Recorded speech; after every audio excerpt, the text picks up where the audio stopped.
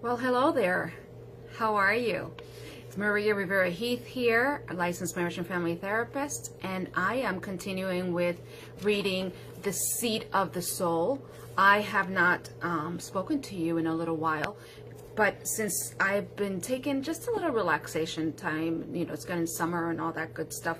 But the last time I spoke to you, we were talking about the second part of intention, which I wrote about. All of this is on my blog, mriveraheath.com/blog. You're more than welcome to go there and read what I wrote, my thoughts on the second part of the chapter of intention. Next, after that, I wrote about, and one of the things I want to say about in regards to the intention is depending on what intention you're set. For example, if you set an intention to, let's say, to reach a goal, but inside you have a different type of intention and those two intentions don't jive very well, the intention that you set that has the highest vibration is the one that's going to come forth. So if you come from the school of like the law of attraction and you're using the law of attraction to get that goal, then depending, check where you're at in regards to like your intention.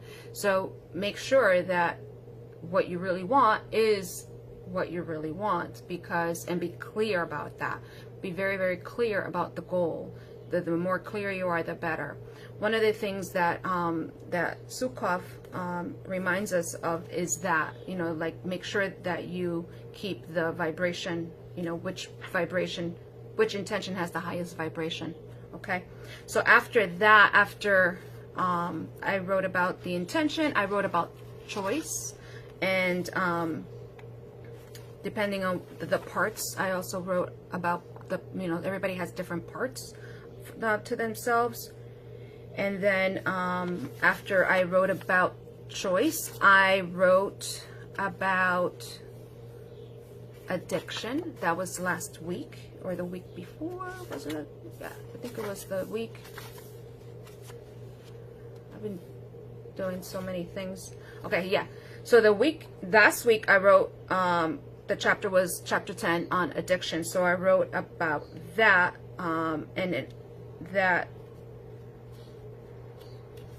and then, which is really good. I mean, this is such a really good, I don't want to go into every chapter because you can always go to the blog and go there for my thoughts and, see where you're at with yours and compare with mine and jive and see.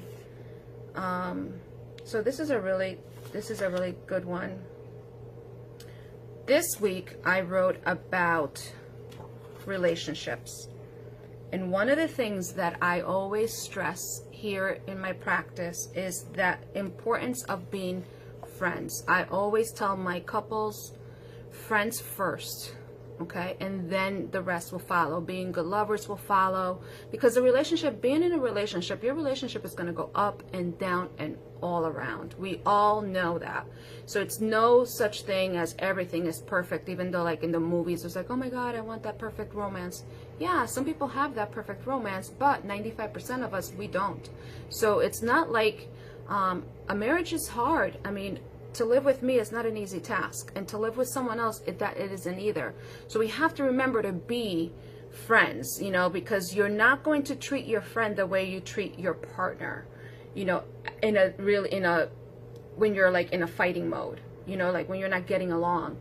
But if you're not getting along with your friend, you kind of like you stay away from your friend, you think about it, you don't insult your friend as fast, like when when you see couples, they tend to like be really quick with their mouth and insulting and things like that. So when you're friends first, when you do all that, when you lose control in a relationship, because I'm not perfect, okay? Let's just get that out there. I am not perfect by any means. But when you lose control in a relationship, in a partnership, it's easier to lose control because you think it's safe. You think that losing control is a safe thing. It really isn't. The person can leave you at any time. No one is stuck to you. When you're in a relationship, when you're in a friendship, you kind of sort of, like you value the friendship, so you kind of like step back, you think about it a little bit more, and that's what you want to do in a couplehood, like that. I just made that word up.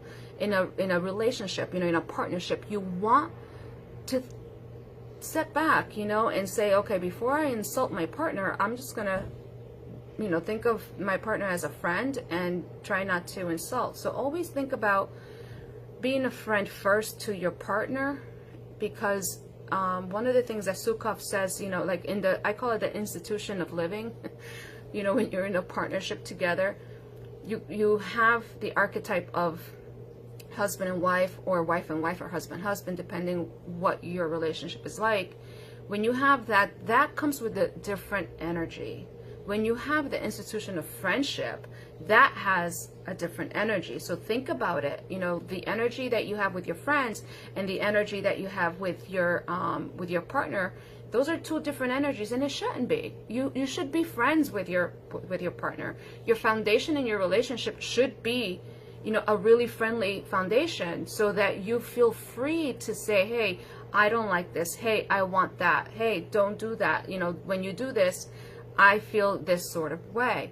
So just think about the vibrations that come in the institution of friendship and the institution of partnership. So depending on either one, just remember that in both institutions should have the vibration of friendship. That energy needs to be there, so that when things don't go as planned in the relationship, you have the friendship to fall back on, and you're not so quick to say, okay, forget it, I'm out of here. Like, don't do that. You know what I'm saying? So this week I wrote, you're more than welcome to read what I wrote, www.mriveraheath.com/blog. Okay, if you like the blog, share it, like it, tell everyone about it. It'll be cool. Okay, and then next week, it's about souls. So next week it's going to be about souls, and we're going to write about that. And if you have any thoughts in regards to the relationship chapter or any other chapter, shoot me an email. Let me know. Okay, my email is maria@mriveraheath.com. Have a beautiful rest of the day and a beautiful week. Talk to you soon.